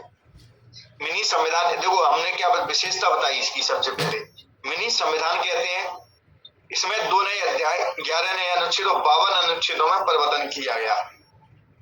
और क्यों लाया गया था, समाजवादी उद्देश्यों को पूर्ति हेतु। समाजवाद की राज्य स्थापित करना चाहती थी इंदिरा गांधी, ठीक है। और इसमें प्रावधान कौन कौन से जोड़े गए, तो प्रस्तावना में हमने कैटेगराइज कर दिया, सीधे लिखने से अच्छा है कैटेगराइज कर दो। प्रस्तावना, पंच निरपेक्ष राज्य वगैरह 3 चीजें जोड़ी गई। मूल कर्तव्य 10 जोड़े गए। न्यायपालिका में परिवर्तन किया गया, 32 का जोड़ा, 31 का जोड़ा, 144 का जोड़ा। नीति निर्देशक तत्वों में क्या परिवर्तन किया, 39 का जोड़ा, 41, 43 का जोड़ा, 48 का जोड़ा, 39 का जोड़ा जो बालकों से संबंधित था। विधानमंडल में कार्यकाल 6 वर्ष कर दिया। आपात उपबंधों में भी परिवर्तन किया गया। ये हमने प्रावधान लिख दिए 6 कैटेगराइज करके। अब सीधे सीधे लिखते उससे अच्छा कैटेगराइज करके। अब बताइए कि अगर 42वां संविधान संशोधन इससे मतलब ये ज्यादा अच्छा है, हम साधारण लिखते हैं वो ज्यादा अच्छा है। हमने कितनी सारी चीजें दे दी। समझ में आया कि हमें डायमेंशनल ही लिखना है ताकि हम कम शब्दों में और कम लाइनों में भी अधिक से अधिक जानकारी दे पाए। चलिए, उद्देश्य का संशोधन योग्य है या नहीं, इसके बाद कितने क्वेश्चन और हैं, अभी तो बहुत है। चलिए, उद्देश्य का संशोधन योग्य है या नहीं, तो हम इसकी भूमिका क्या लिखे हैं, भारतीय संविधान में इसके संबंध में कोई प्रावधान नहीं दिया गया है। पहली बात तो यही है, भ्रम की स्थिति क्यों पैदा हुई, क्योंकि संविधान में अगर दिया होता तो भ्रम पैदा नहीं होता। अब इससे संबंधित प्रमुख वाद कौन थे, बेरुवारी केस था पहला 1960 में आया, उसने कहा कि संविधान, पहली बात तो प्रस्तावना जो है संविधान का भाग नहीं है, इसमें परिवर्तन किया जा सकता है। अरे कोई दिक्कत नहीं है, सारी चीजें सही हो जाएंगी।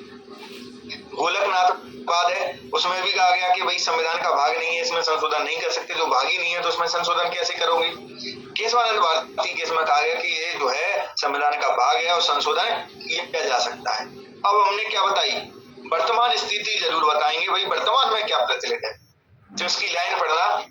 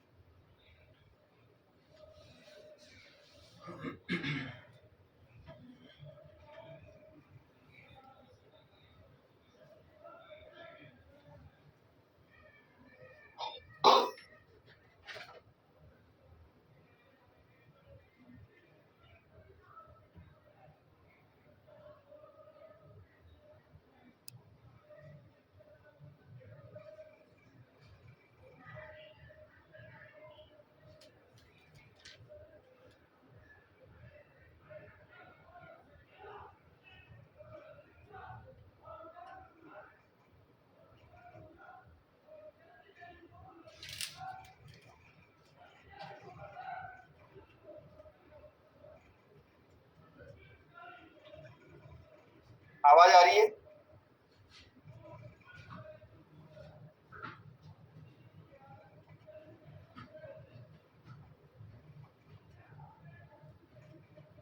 इंटरनेट प्रॉब्लम हो गई है थोड़ी सी, ठीक है। हाँ आवाज आ रही है, थोड़ी सी इंटरनेट प्रॉब्लम हो गई है। आपको देखो सॉल्यूशन डला हुआ है, आप अपने सॉल्यूशन ओपन कर लें, ठीक है।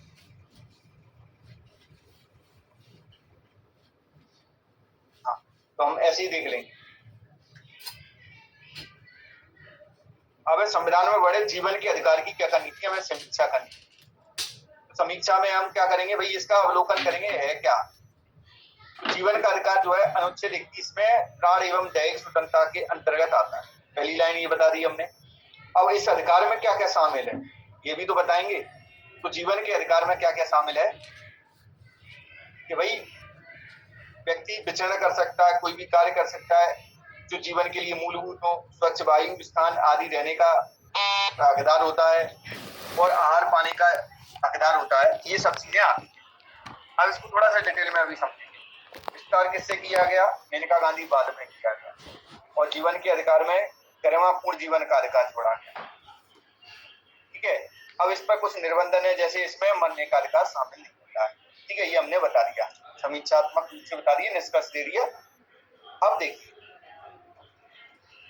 एक केस आता था, हमने आपको चंपाकम दोराइजन का केस देखा होगा, नहीं चंपाकम दोराइजन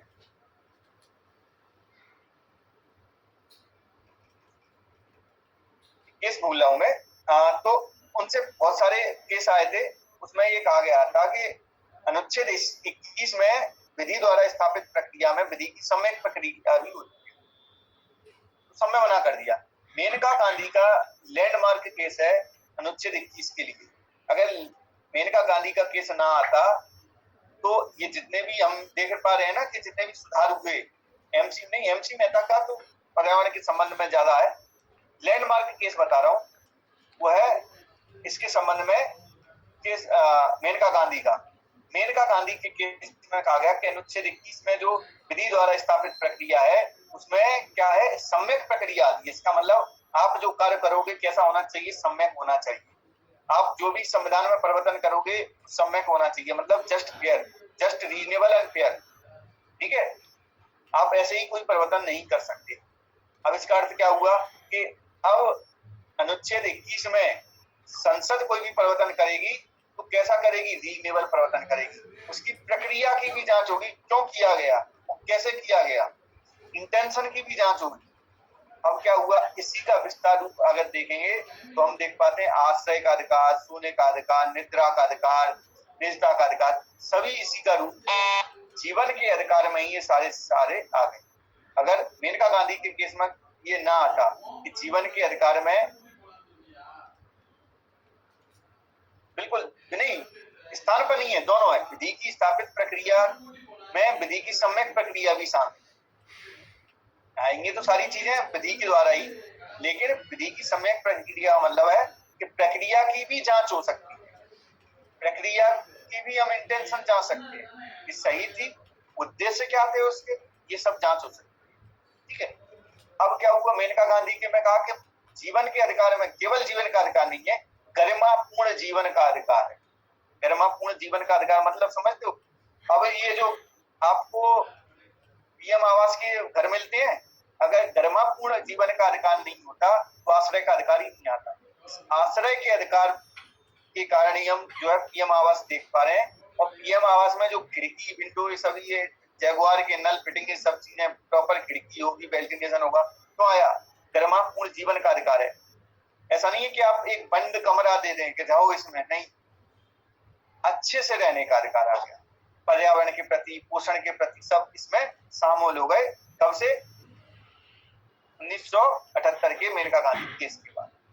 ये लैंडमार्क केस था। समझ में आया कि इसका मौलिक कर्तव्यों की आलोचना, भाई शब्द स्पष्ट नहीं है, कुछ गैर न्यायिक प्रकृति के हैं, बाध्यकारी नहीं है, वर्तमान स्थितियों से मेल नहीं खाते हैं, अनिवार्य प्रावधान नहीं है इसमें, भाई करों का भुगतान नहीं है, चुनाव मतदान नहीं है। मैं तो भी बता दिया, आलोचना जब भी आएगी पॉलिटी में, एक या दो लाइन निष्कर्ष के रूप में आप महत्व जरूर दोगे, कमियां नहीं बतानी है। पॉलिटी का सिंपल खेल है, एक पक्षी होके बात नहीं करनी। समझ में आया? पॉलिटी में आपको एक पक्षी होके बात नहीं करनी है। इसका मतलब पॉलिटी में एक पक्षी होना मतलब आप जो है दूसरे पक्ष को नजरअंदाज कर रहे थे। समझ में आया? तो हमने निष्कर्ष के रूप में क्या दे दिया? महत्व के 2 पॉइंट दे दिए, इससे ज्यादा नहीं देंगे, 1 या 2, इतना ही महत्व है। ठीक है, नागरिकों के लिए प्रेरणा स्रोत होते हैं और लोगों को दिशा देने का कार्य करते हैं। बिल्कुल विरोधी, हाँ, विद्रोही बनना। चलिए, असल में परिवर्तन केवल विद्रोही लोग ही ला सकते हैं। चाटुकार या धारा के साथ बहने वाले लोगों ने आज तक परिवर्तन नहीं लाया है। एक व्यक्ति बता दो जो समय के साथ चल रहा है और धारा के साथ चल रहा है और एक परिवर्तन ले आया है, एक बता दो। लाखों परिवर्तन जो हुए कोई नहीं ला सकता। जो समय की धारा को काटता है, नदी की धारा को जो उस पार जाता है, उसी को हम क्या कहते हैं कि भाई ये है बलशाली, ये है शक्तिशाली। धारा के साथ बह रहे हो आपको कौन कहेगा?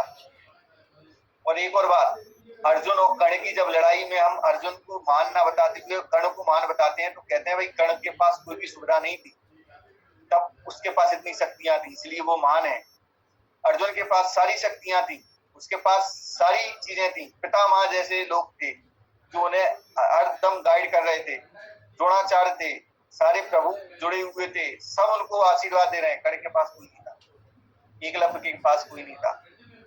जिसके पास संसाधन नहीं है वो आईएएस बन गया, और जो 5-6 साल में बना है, और एक वो व्यक्ति जिसका बाप स्वयं आईएएस है, जिसके पिता स्वयं आईएएस है, माँ आईएएस है, बढ़िया खानदान से, परिवार से है, और वो आईएएस बन गया। महान कौन? मेहनत किसकी? वो जिसके पास संसाधन नहीं है, जिसके पास कुछ भी नहीं है, और उसने सब कुछ प्राप्त कर लिया। ठीक है, महानता इस आधार पर नहीं मापते, एक पैरामीटर होता है कि केवल प्राप्ति जरूरी है कि किस स्थितियों से प्राप्ति जरूरी है, ये ज्यादा जरूरी मैन होता है। जैसे हमारे अजीत सर हैं, मैं कहता हूँ कि भाई वो बहुत बढ़िया है, एक गरीब झोपड़ी में से कोई बना है। ठीक है, मतलब उनके घर को देखेंगे, गांव में हम देखेंगे, ठीक है, तो गांव की हालत जो देखेंगे हम देखेंगे भाई वो व्यक्ति किस तरीके से बना है। अब कोई साधारण व्यक्ति हो गया, यार हम तो पैसे वाले थे, सभी चीजें थी, सब चीजों से बने हुए व्यक्ति है, तुम्हारी मेहनत नहीं है, तुम्हें तो सारी चीजें मिल ही रही थी। हमारे पास पूछो कि भाई कितने सोच होती है कि हम कल क्या खाएंगे, हमारे पास कल के लिए पैसे नहीं है और हम बन रहे हैं। आप वो सोचिए कि रह के बनना बहुत बड़ी बात होती है। संघर्ष ही हमें आगे बढ़ा रहा है। अब है अनुच्छेद 47 का विस्तार से वर्णन करें तो यह संविधान के भाग 4 के अंतर्गत आता है। नीति निषेध तत्व वही परिचय पुराना वाला। प्रावधान क्या है? सुधारात्मक और प्रतिबंधात्मक रूप में हमने दो में बांटा हुआ है। सबको दिख रहा है स्क्रीन पे? सबने मौलिक ये खोल रखा है क्या? मॉडल आंसर बताइए। हाँ, सबने मॉडल आंसर सामने रखे, ठीक है। सुधारात्मक और कैसे है? पोषण स्तर, स्वास्थ्य और जीवन स्तर में सुधार करता है।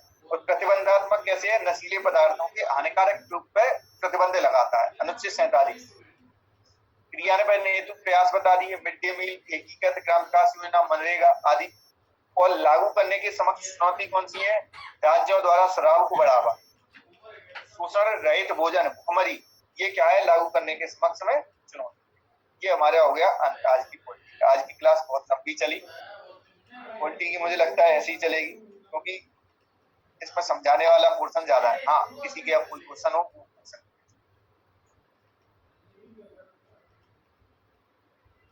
किसी का कोई क्वेश्चन?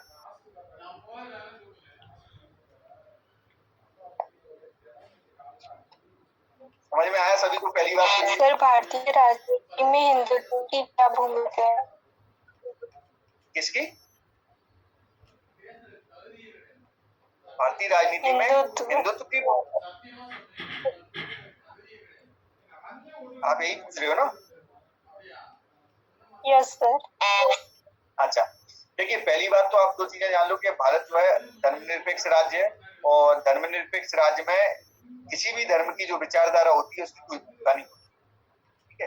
क्योंकि कोई भी दल जो है या फिर कोई भी सरकार ये दावा नहीं कर सकती कि हम इसी धर्म को प्रमोट करेंगे या इसी धर्म की सरकार चलाएंगे, ठीक है।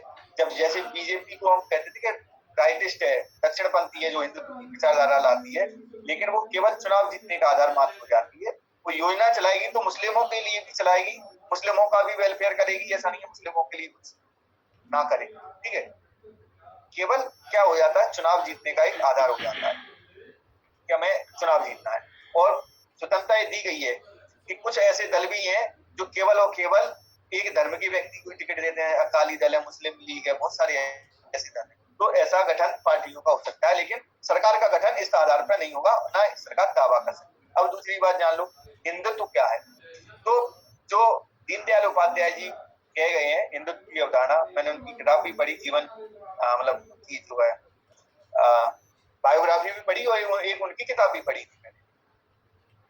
तो उनका स्पष्ट मत है कि भाई जो भारत में जन्म ले रहा है वो हिंदुत्व की अवधारणा पर चल रहा है। मतलब हिंदुत्व किसी एक धर्म से बना हुआ नहीं है, ना तो किसी ग्रंथ का पालन कर रहा है वो हिंदुत्व है, ना किसी चीज को मानना है वो हिंदुत्व है, न राम को मानना है वो हिंदुत्व, वो नहीं है। जो भारत की भूमि पर जन्म ले रहा है वही हिंदुत्व की अवधारणा से बना हुआ है, ठीक है। तो उन्होंने क्या कह दिया, जो यहाँ पे कहा है वही हिंदुत्व है। तो अब मुस्लिम भी ले, वो भी हिंदुत्व का पालन कर रहा है, ठीक है। असल में बेसिकली उनका मतलब था संस्कृति से, भारतीय संस्कृति से जुड़ा हुआ है वो हिंदुत्व है, भारतीय जमीन से जुड़ा हुआ है वो हिंदुत्व है, ठीक है। जो चल रही है ना कि भाई विशेष धर्म को माने, विशेष पूजा पाठ, आस्था, पुस्तक, इन सब को माने वो हिंदुत्व, तो वो हिंदुत्व नहीं है इसके अनुसार, दीनदयाल उपाध्याय जी के अनुसार। इसका मतलब आप राम को मानो या ना मानो, मैं अगर भारत को मानता हूँ तो मैं भी हिंदुत्व का ही पालन कर रहा हूँ अकॉर्डिंग टू दीनदयाल उपाध्याय। समझ में आया? जी सर। ठीक है, चलिए फिर मिलते हैं कल। और अभी पवन सर की क्लास है अभी 5 मिनट से, ठीक है। सब उसको देते हैं, ठीक है। Good night.